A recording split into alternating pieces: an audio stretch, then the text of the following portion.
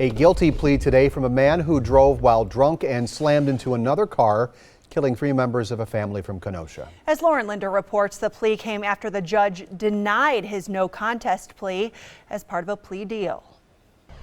I've been talking with the Rizzo family for months. They were too emotional to go on camera, but tell me they're relieved to know Timothy Vandervere took some responsibility for what happened. Timothy Vandervere walked into the courtroom, hands cuffed in front of him, prepared for what was to come. How do you plead? The 40-year-old conceding to 4 charges without admitting guilt as a part of a plea deal. It stems from the crash back in April when he killed 3 members of the Rizzo family and seriously injured another while driving drunk.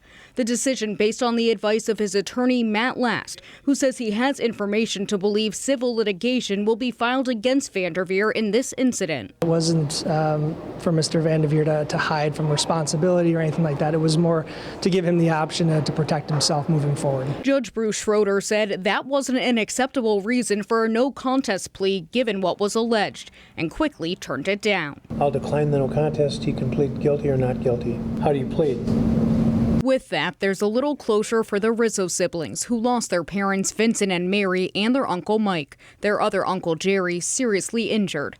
Now, as they await Vandervere's sentencing, they want to remind others to not drink and drive.